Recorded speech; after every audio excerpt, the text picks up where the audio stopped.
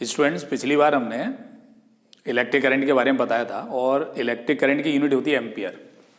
तो एक बार देखिए यहाँ से हम शुरू करते हैं। ये एक रजिस्टर है कोई भी, और इसके साथ देखिए यहाँ पे स्विच होता ही है, एक सेल लगा हुआ है जिसका वोल्टेज V है। ठीक है स्टूडेंट, इसमें करंट थी I।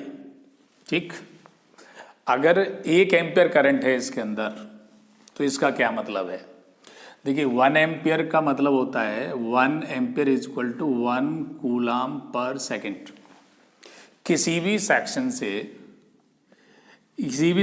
से इससे या यहाँ से जो इलेक्ट्रॉन है उनका मूवमेंट अपोजिट डायरेक्शन में होगा। इधर 1 सेकेंड में कितने इलेक्ट्रॉन पास होते हैं, इसको अगर हम निकालते हैं तो देखिए इसमें 1.6 10⁻⁻19 कूलाम से एक इलेक्ट्रॉन बनता है। ठीक है स्टूडेंट, और 1 एम्पियर में 1 कूलाम होता है, तो 1 कूलाम में कितने बनेंगे? तो दिस इज 1 × 1 डिवाइडेड बाई 1.6 10⁻⁻19।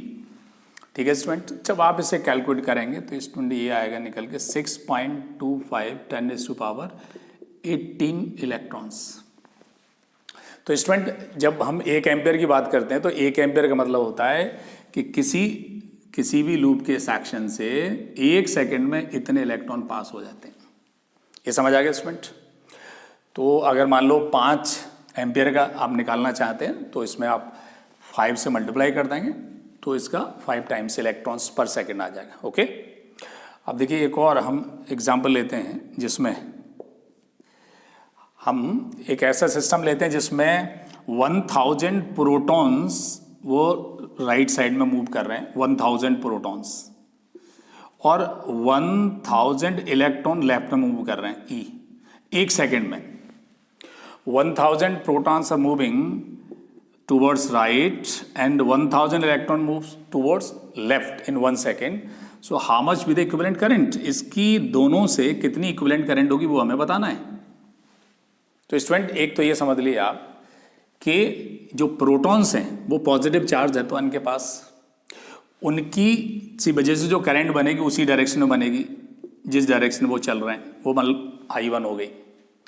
और जो इलेक्ट्रॉन्स हैं वो नेगेटिव हैं, इनके अपोजिट होगी करंट, तो ये I2 हो गई। और इलेक्ट्रॉन के अपोजिट होगी करंट, जो ये I2 हो गई। ठीक है स्टूडेंट, तो कुल मिला के जो करंट हुई वो हो गई स्टूडेंट I बराबर I1 प्लस I2। ठीक है स्टूडेंट, तो हम टोटल जब करंट निकालेंगे तो हमें करंट निकालनी थी इक्विवेलेंट, और I बराबर होगी स्टूडेंट कितना? I1 plus I2। ठीक, I1 जो स्टूडेंट होगी वो प्रोटॉन की वजह से थी, 1000 प्रोटॉन जा रहे हैं 1 सेकेंड में इधर, तो I1 की जो वैल्यू आई स्टूडेंट, एक जो प्रोटॉन होता है उस पर चार्ज होता है 1.6 10, एक बार फिर से यहाँ से Q/T लिखते हैं, और ये Q की जो वैल्यू 1.6 10⁻⁻19 और कितने हैं 1000, कितने सेकंड में? 1 सेकंड में। तो ये करंट आ गई स्टूडेंट 1.6 10⁻16 एम्पियर। ओके, इसी तरीके से स्टूडेंट I2 जो निकल के आई वो Q/T और यहाँ इलेक्ट्रॉन, और इलेक्ट्रॉन पर भी इतना ही चार्ज होता है, नंबर ऑफ इलेक्ट्रॉन भी उतना ही है 1000 1 सेकेंड में। तो ये करंट भी स्टूडेंट 1.6 10⁻16 एम्पियर आ गई। आप दोनों को जोड़ दीजिए यहाँ पे टोटल करंट के लिए, तो I जो हमारी आई I1 प्लस I2 आई जो हमने यहाँ से, और ये बराबर 1.6 10⁻16 और इतना ही हो गया 1.6 10⁻16 माइनस का, और ये बराबर आ गया 3.2 10⁻16 एम्पियर। ठीक है स्टूडेंट, समझ आ गया? Okay good. आगे चलते हैं स्टूडेंट कि करंट जो है, इसको करंट को फ्लो कराने के लिए क्या चाहिए हमें? पोटेंशियल या वोल्टेज चाहिए, लेकिन किस लॉ को फॉलो करती है इसे हमें जानना है।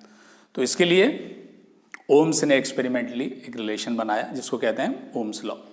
तो नेक्स्ट पार्ट में स्टूडेंट है हमारा Ohm's law.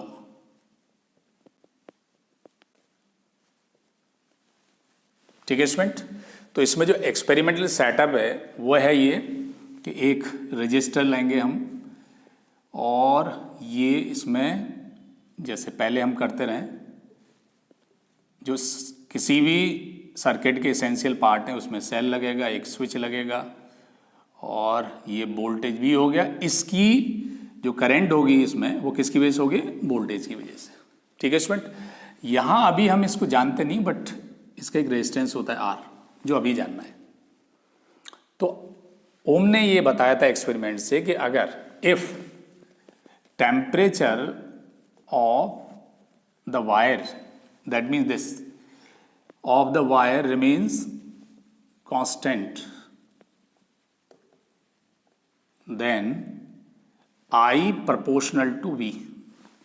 Current in the wire या resistor is proportional to the potential applied across it. जो V यहाँ लगा रहे हैं हम, वो इसके across आ जाएगा V, that is this. समझ आ रहा है स्टूडेंट? ओके, और I is equal to a constant into V. Here this constant K is called conductance. Here K is called conductance.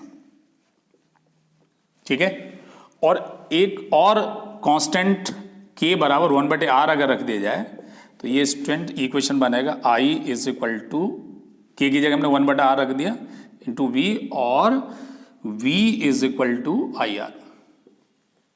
ठीक है स्टूडेंट, तो this is the relationship between I, V and R। Here R is called resistance, here R is called resistance of the wire, जिसको हम इस तरह से represent करते हैं। देखिए रेजिस्टेंस हो गया और ऐसे रिप्रेजेंट करते हो, जहां भी आप इस तरह का सिंबल देखेंगे तो वो रेजिस्टेंस का होगा। ठीक है स्टूडेंट, और ये एक्चुअली रिलेशनशिप है I, V और R का। Sometimes is also called, this is relationship of Ohm's law. लेकिन ओम्स लॉ जो है ये बताता है कि अगर हम इस वायर के अक्रॉस V लगाएंगे तो उसमें करंट जो है वो लीनियरली जाएगी, ऐसे जाएगी सीधी लाइन। मतलब जब वोल्टेज जीरो होगा तो करंट भी जीरो होगी, जैसे जैसे ये बढ़ेगा V बढ़ेगा वैसे वैसे करंट भी बढ़ती जाएगी, ये बताता है। तो this relation, this actually the ohmic relation, ohmic. और अगर किसी वायर में, जरूरी नहीं है हमेशा ये I और V स्टेट हो, ये जो है लाइन स्टेट नहीं है तो वो सर्किट जो है वो नॉन ओमिक बन जाता है। ऐसे हो सकता है, ये इस तरह से हो सकता है, ये नॉन ओमिक कहलाता है। नॉन ओमिक मतलब ये इस रिलेशन को फॉलो नहीं कर रहा है। ओके, अच्छा देखिए, अगर हम इसमें ये करें यहां से यहां तक की वैल्यू, दिस बटा दिस करें, this actually this side is I और दिस साइड इज V, तो अगर हम I दिस अपॉन दिस करें तो ये ज्योमेट्रिकली क्या बनेगा? tan थीटा, और ये tan थीटा बराबर हो 1/R के। ये ध्यान रखना है स्टूडेंट। ओके, यहां एक्चुअली tan थीटा इस लाइन का स्लोप है। तो स्लोप अगर निकाल दें IV कर्व का तो 1/R आ जाता है, रेजिस्टेंस आ जाता है। ठीक है स्टूडेंट, अब ये जो रेजिस्टेंस है वो किन किन फिजिकल पैरामीटर से डिपेंड करता है, मतलब तार की लंबाई है, उसका एरिया क्रॉस सेक्शन या रेडियस है, वो हम जानेंगे। इसको भी जब एक्सपेरिमेंट किए गए तो ये पता चला। तो अब हम रेजिस्टेंस के बारे में जानेंगे, क्या है ये।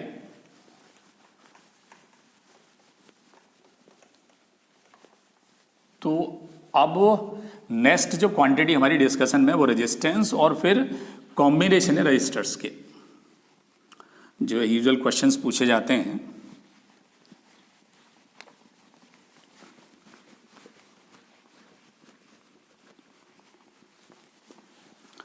तो स्टूडेंट अब जो रेजिस्टेंस है वो हमें डिस्कस करना है इस हिस्से में।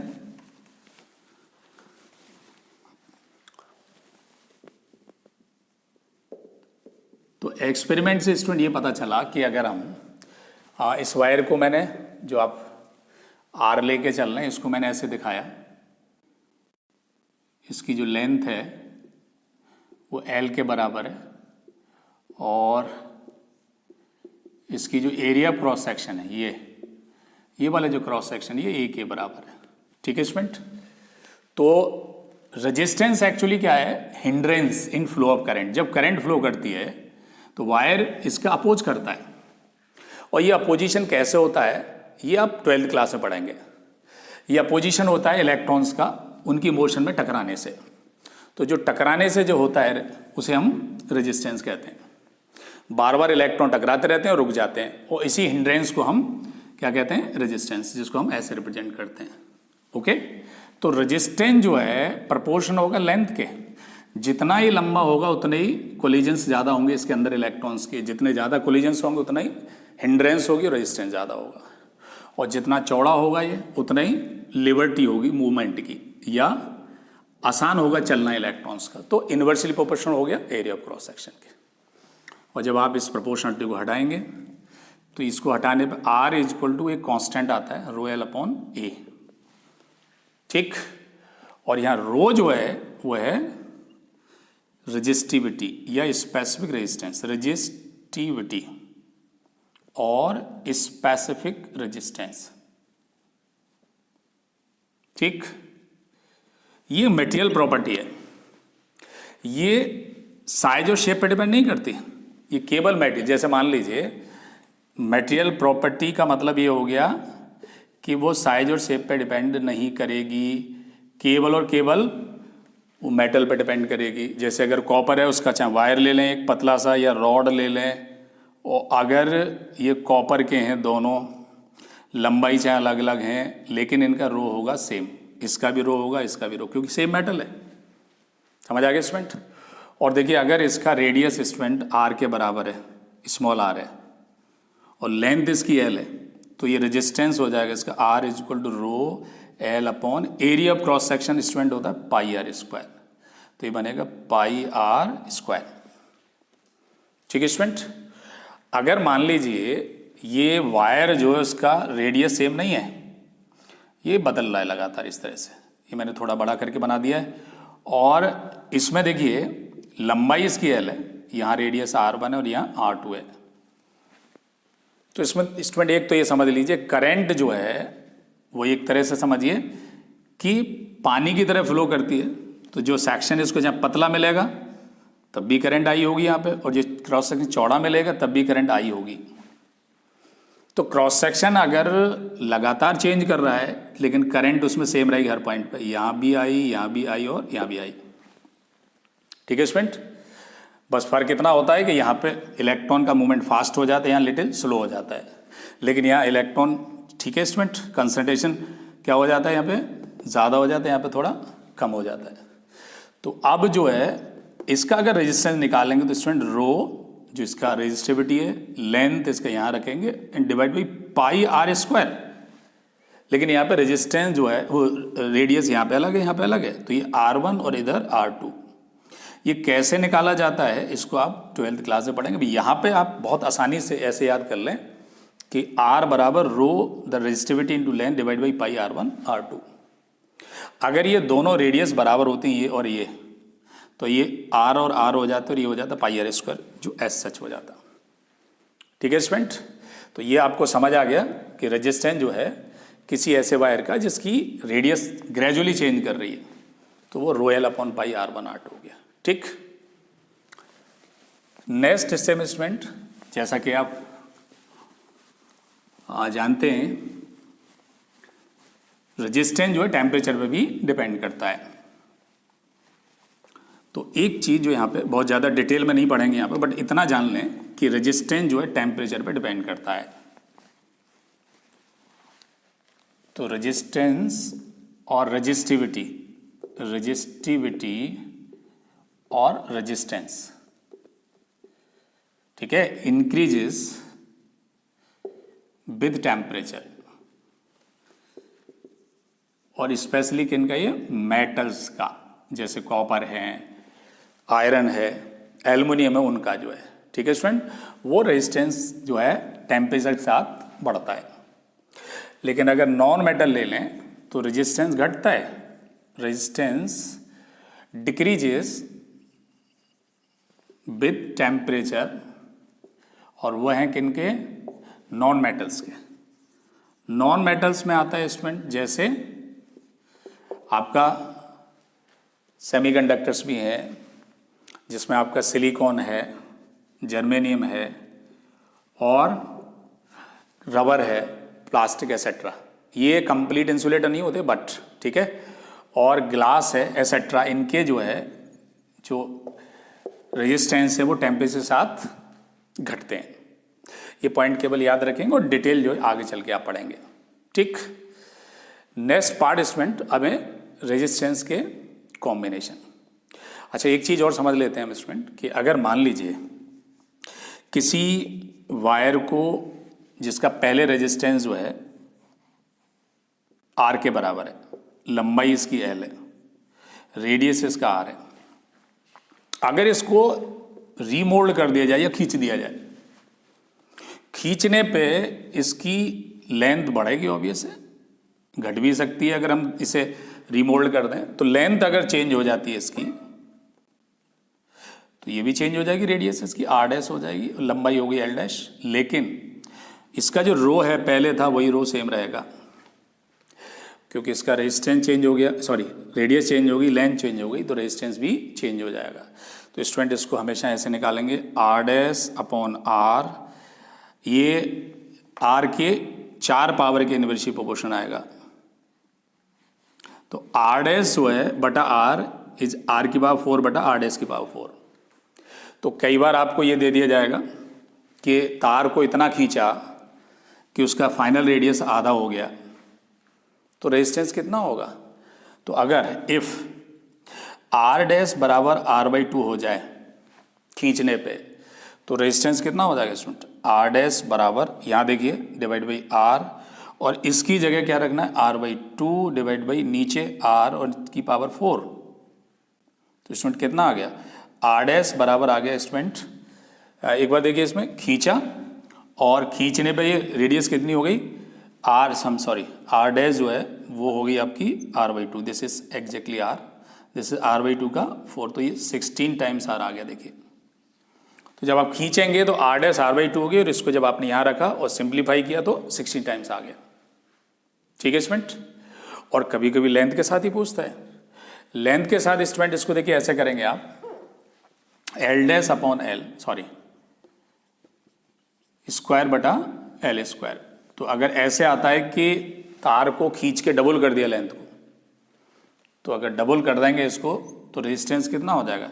इफ एल डैश बराबर 2L, तो आर डैश बटा आर बराबर हो जाएगा 2L अपॉन एल का होल स्क्वायर, आर डैश बराबर आ गया स्टूडेंट 4R।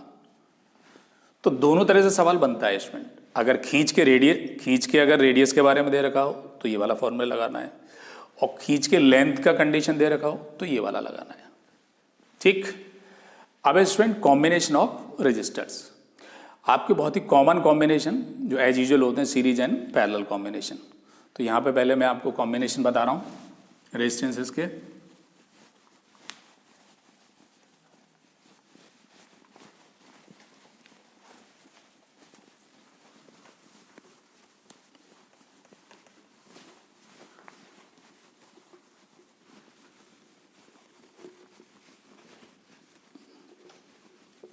तो अब स्टूडेंट एक तो पहला सीरीज कॉम्बिनेशन और दूसरा पैरेलल। सिंपलिसिटी के लिए हम 2 रेजिस्टेंस ले सकते हैं, ठीक है, कॉम्बिनेशन ऑफ रेजिस्टेंस।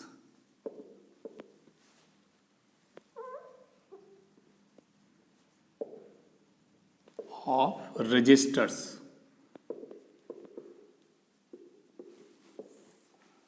ठीक। तो आप 2 रेजिस्टेंस ले लें। सीरीज से मतलब होता है आपका जब एक तार का एंड खत्म हो और दूसरा यहां से शुरू हो जाए, दूसरा रजिस्टर यहां से शुरू हो जाए, मतलब सीधे अगर इसके अक्रॉस जब आप सेल लगाएं तो जो करंट है इसमें इधर से फ्लो करेगी, तो इसमें रास्ता एक ही बन रहा है, यहीं से जाने का रास्ता, तो इसमें भी करंट वही होगी आई और इसमें भी आई होगी, एक रास्ता है इसमें। तो करंट जब सेम रहे, डिवाइड ना हो, तो वो सीरीज में कहलाते हैं।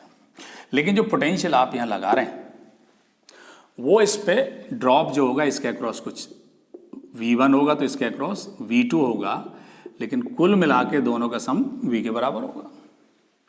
तो स्टूडेंट यहाँ पे देखिए हम V बराबर लिखेंगे V1 plus V2, that in दोनों का जो सम है किसके बराबर? V के बराबर होगा। और ये हमें पता है V इक्वल टू IR होता है, और यहाँ पे करंट जिसमें I है, रेजिस्टेंस R1, ऐसे ही करंट इसमें I है और R2, दोनों की जगह अगर हम एक अकेला रेजिस्टेंस लगा दें जिसमें वही इफेक्ट प्रोड्यूस करे जो दोनों मिला के कर रहे हैं, इसे कहेंगे इक्विवेलेंट रेजिस्टेंस।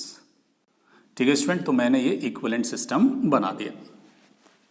ओके, तो ये कितना हो जाएगा स्टूडेंट, ये इसमें करंट आई है तो V बराबर हो गया आई आर, और आई इधर से कॉमन आएगी, इधर से कट जाएगी, तो R बराबर आएगा R1 प्लस R2। ठीक, ओके। दूसरा कॉम्बिनेशन है स्टूडेंट पैरेलल। अच्छा, एक चीज़ और ध्यान रखेंगे कि ये तो मैंने दो रेजिस्टेंस लिए, but this can be use for many resistances. तो क्या हो जाएगा, R1 plus R2 plus R3 plus so on. Parallel का मतलब होता है स्टूडेंट जब दोनों के अक्रॉस जो लगाया गया वोल्टेज या पोटेंशियल है वो सेम रहे। ऐसे करके देखिए, ऐसे, तो ये मैंने दोनों पैरेलल में लगा दिए। ये R1 है, ये R2 है, बट यहाँ जो करंट इसमें से आएगी, यहाँ से वो कुछ, क्योंकि दो रास्ते मिले से, कुछ ऊपर जाएगी, I1 चली और इधर I2। ओके, तो आप देखिए इसमें इस जंक्शन पे आने वाली जो करंट है बराबर होगी जाने वाली। ये बिल्कुल ऐसे जैसे कि जो पानी इसमें से आ रहा है पाइप में से, कुछ इधर चला गया कुछ इधर, बट टोटल कितना होगा, I is equal to I1 plus I2। ठीक है स्टूडेंट। अब देखिए यहाँ पे आप देखें कि ये जो वोल्टेज लगा रहे हैं भी, वो इसके अक्रॉस भी सेम है, इन दोनों एंड के अक्रॉस, ऊपर वाले के अक्रॉस और नीचे वाले दोनों के अक्रॉस सेम है। तो पैरेलल में जो वोल्टेज लगाया जाता है तो सभी के अक्रॉस सेम हो जाता है। तो ये क्या लिखेंगे, V upon R1 plus V upon R2, और इक्विवेलेंट पहले की तरह इसमें हम इक्विवेलेंट बदल दें तो ये आएगा V बटे R। जब आप इसे सिंप्लीफाई करेंगे तो 1 बटे R इज इक्वल टू 1 बटे R1 प्लस 1 अपॉन R2, और अगर 2 से ज़्यादा है तो plus 1 upon R3 and so on. तो स्टूडेंट जब आप इसे सिंप्लीफाई करेंगे तो ये R बराबर आएगा R1 R2 upon R1 plus R2। ठीक है स्टूडेंट। और देखिए एक चीज़ और जहाँ समझ लीजिए, जब आप पैरेलल में जोड़ते हैं और पैरेलल में जो इक्विवेलेंट निकल के आती है, R की जो वैल्यू है, R की जो वैल्यू है वो R1 से भी छोटी होती है और R2 से भी छोटी होती है। उसको देखिए मैं ऐसे समझ लें,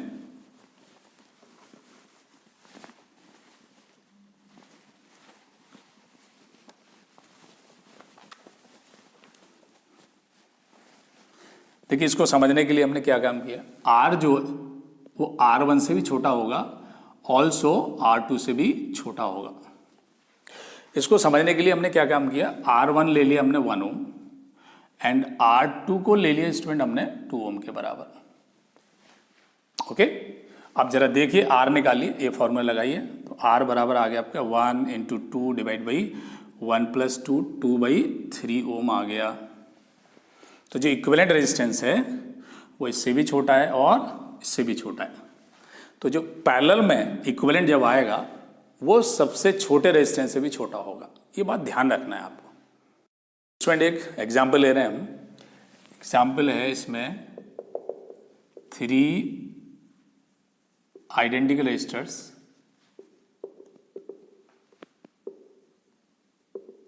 each of 1 ohm are connected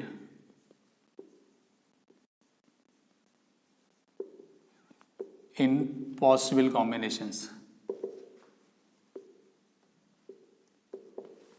Possible combinations. Find their equivalent.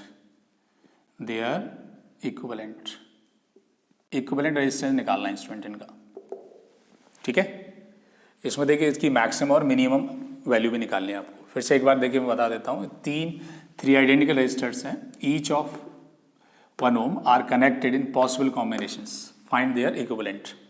तो स्टूडेंट देखिए इसमें हमें क्या करना है कि जो पॉसिबल कॉम्बिनेशन हो सकते हैं इनके 3 के वो बनाने हैं। तो एक बार आप क्या काम करें, तीनों को सीरीज में जोड़ सकते हैं, ऐसे जोड़ दे, एक possible combination 1 ohm 1 ohm 1 ohm। ठीक है स्टूडेंट, इसका इक्विवेलेंट अगर निकालेंगे तो कितना आएगा, ऑल दीज 3 आर सीरीज तो 3 ohm हो गया, और सीरीज में मैक्सिमम वैल्यू आती है स्टूडेंट। दूसरा जो कॉम्बिनेशन है वो तीनों को पैरेलल में लगा सकते हैं आप इस तरह से, 1 2 और 1, तीनों को हमने पैरेलल में लगा दी। इसमें सबसे कम वैल्यू आती है इसकी, इन दोनों के टर्मिनल के across 1 ohm 1 ohm and 1 ohm। ठीक है स्टूडेंट, जब आप इसका इक्विवेलेंट निकालेंगे यहाँ पे, इसकी आएगी लीस्ट वैल्यू आर मिनिमम, और तीनों जब पैरेलल में लग जाते हैं तो 1/, ठीक है स्टूडेंट, 1/3 हो जाएगा ये। दैट इज 1/1 ऐसे निकालेंगे 1/1 plus 1/1 R1 plus 1/R2 plus 1/R3 और जब इसे सिंप्लीफाई करेंगे तो ये 1/3 ओम आ जाएगा। ठीक है स्टूडेंट। और अगला जो कॉम्बिनेशन देखिए हम ऐसे कर सकते थे, एक ऐसे लगाएं और दो को इस तरह से लगा दें, एक और पॉसिबल कॉम्बिनेशन आ गया। अब हमें इक्विवेलेंट रेजिस्टेंस निकालना है इसका इनके बीच में। ठीक है स्टूडेंट। देखिए दोनों पैरेलल में, तो दोनों का कितना होगा R1 R2 upon R1 plus R2, ये कितना आ गया 1/2 और उसके बाद ये सीरीज में लगेगा, तो सीरीज में जोड़ दिया इसको तो 1 प्लस 1/2, तो इक्विवेलेंट आ गया स्टूडेंट कितना 3/2 ओम, एक ही आ गया निकल के। ठीक है स्टूडेंट। और एक पॉसिबिलिटी क्या है स्टूडेंट, देखिए ऐसे कर सकते हैं हम, दो को तो लगा दें हम सीरीज में इस तरह से और एक को लगा दें पैरेलल में, तो हमारे टोटल जो है कितने कॉम्बिनेशन हो गए, 4 कॉम्बिनेशन हो गए स्टूडेंट। देखिए यहाँ पे, ठीक, यहाँ पे कितना हो गया स्टूडेंट, 2 ऊपर हो गया और 1 इधर हो गया। जब आप इक्विवेलेंट निकालेंगे इनके बीच में तो 2 × 1 divide by 2 + 1, so it is 2/3 ओम। ठीक है स्टूडेंट। तो आप इन चारों कॉम्बिनेशन में देखिए सबसे ज़्यादा वैल्यू इसकी है, दैट इज मैक्सिमम वैल्यू आगे निकल गई 3 ओम, मिनिमम पैरेलल में आ गई 1/3 और बाकी इसके बीच में। तो ये याद रखिए कि इन 3 रेजिस्टेंस अगर आइडेंटिकल हैं तो 4 कॉम्बिनेशन बनेंगे। ठीक है स्टूडेंट। और आप सोचिए अगर ये तीनों डिफरेंट वैल्यू के होते तो कितने कॉम्बिनेशन बनते। ठीक है स्टूडेंट। नेक्स्ट क्वेश्चन है जिसमें हमने student current I enters into two parallel resistors R1 and R2, इन दोनों में स्टूडेंट वो एंटर करती है। फाइंड करंट इन देम, इनमें करंट निकालना है। ठीक, तो करंट I एंटर्स, ठीक है student, into 2 parallel resistors R1 and R2, find current in them, that is 2 parallel resistor हमने लगाए और इसमें हमें क्या निकालना है, I करंट है तो इसमें I1 अगर करंट है और इसमें I2 है तो I1 I2 की हमें वैल्यू अलग अलग निकालना है। ओके, तो स्टूडेंट हमने क्या किया, इसको सबसे पहले देखिए, क्योंकि इसमें हमने I1 निकाल लिया मान लिया और इसमें I2 मान लिया और इसमें आने वाली करंट जंक्शन पे कितनी है I, तो इक्वेशन आपका बनेगा student I1 plus I2 equal to I, एक तो ये बना लीजिए आप। ठीक, और जब देखिए पैरेलल में होते हैं ये साइड और ये साइड पैरेलल में होने पे क्या सेम रहता है, पोटेंशियल ड्रॉप इसका और इसका, और ये पोटेंशियल ड्रॉप कितना होगा I1 R1, इसका कितना होगा I2 R2। तो जब आप इसको लिखेंगे I1 R1 is equal to I2 R2, that is इसका पोटेंशियल ड्रॉप यहाँ से यहाँ तक का बराबर यहाँ से यहाँ तक का करेंगे और फिर इनको सॉल्व करेंगे आप दोनों को, तो स्टूडेंट I1 निकल के आएगी I R2 upon R1 plus R2 and I2 is equal to I R1 upon R1 plus R2। ठीक है स्टूडेंट, आप इनको याद कर लीजिए, ये स्टैंडर्ड फॉर्मूले की तरह यूज किए जा सकते हैं। तो इसको मैं समराइज कर देता हूँ कि जब करंट I जो एंटर करे 2 पैरेलल रेजिस्टर में, तो अगर आपको इसमें करंट निकालनी है तो इनकमिंग करंट टाइम्स सामने वाला resistance divide by sum of these 2, और जब इसमें निकालें तो टोटल करंट मल्टीप्लाइड बाई सामने वाला resistance divide by sum of these 2। इसमें निकालें तो इससे मल्टीप्लाई करिए, इसमें निकालें तो इसके रेजिस्टेंस से मल्टीप्लाई करिए। ठीक है स्टूडेंट, और अगले लेक्चर में इसके आगे हम शुरू करेंगे और मुझे उम्मीद है आपको समझ आ गया होगा। और अगर आपको कहीं भी कोई दिक्कत होती है तो आप मुझे कमेंट्स करें कमेंट्स बॉक्स में।